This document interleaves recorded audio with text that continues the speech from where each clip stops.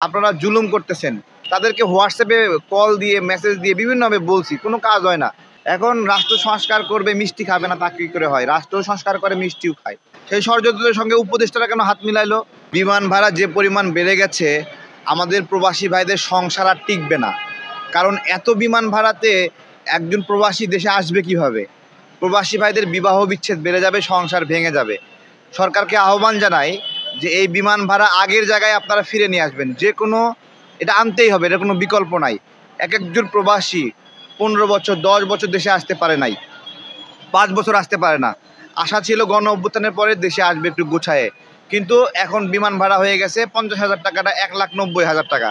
বাংলাদেশের মানুষ শুধু জানে বিমান ভাড়া বাড়ছে, কিন্তু কতটুকু বাড়ছে, কতটুকু দৈত্য আকারে বাড়ছে এটা কিন্তু কেউ জানে না। সেই জায়গা থেকে আমরা জানায় দিচ্ছি যে এই যে ভয়ঙ্করভাবে, এবং আমরা এটা কমানো বলতে কি 1,90,000 করছে, 10,000 টাকা ডিসকাউন্ট দিয়ে 1,80,000 করবে, আমরা এটা মানি না। 1,70,000, 1,00,000, 1,50,000, আমরা 1,00,000ও মানি না। আগের জায়গায় মানে আগের জায়গায় ফিরতে হবে।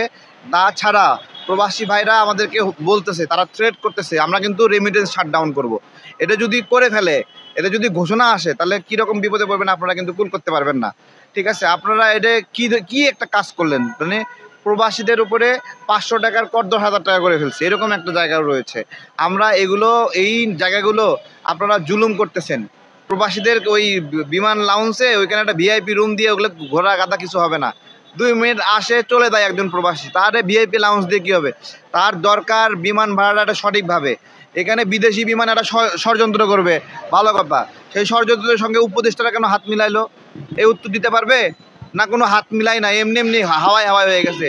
বিমানের অর্ধেক সিট ফাঁকা থাকে, টিকিট দেখা যায় সব বুক। এটা কোন হারামি করতেছে? এটা ধরবে কে?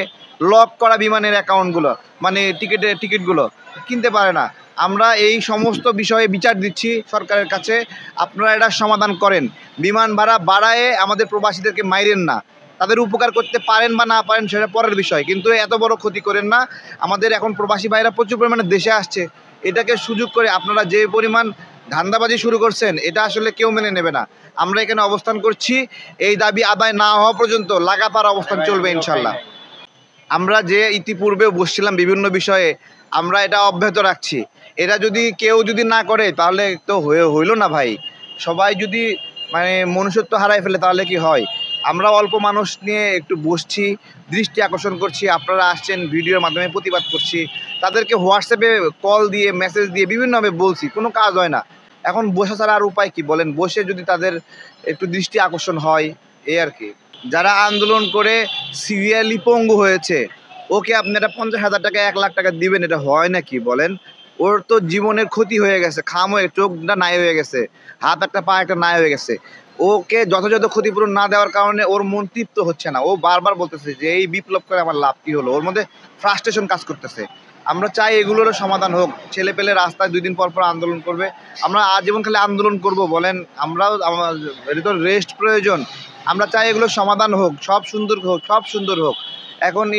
এখন এগুলোর সমাধান না হইলে এটা একটা বিপদ, তাই না? আমরা চাই এগুলো সমাধান হোক, এগুলো রিল্যাক্স হোক। চড়বেই তো, ওদের এখন সুদিন, ভালো দিন, ওরা চড়বে। ওদেরকে বিভিন্ন গ্রুপ কোম্পানি দেয়। এখন আপনি কি আটকে রাখতে পারবেন? অনেকে খুশি হয়ে দেয়, আবার অনেকে বিভিন্ন উদ্দেশ্য বাস্তবায়নের জন্য দেয়। যে যার মতো উদ্দেশ্য বাস্তবায়নে তাদেরকে দিচ্ছে এগুলা। সবাই দেয়, কিছু তো চায় ভিতরে। এখন কি চায় সেটা পরের বিষয়। এখন দিলে আটকানো যায় বলেন? এখন রাষ্ট্র সংস্কার করবে, মিষ্টি খাবে না তা কি করে হয়? রাষ্ট্র সংস্কার করে, মিষ্টিও খায়।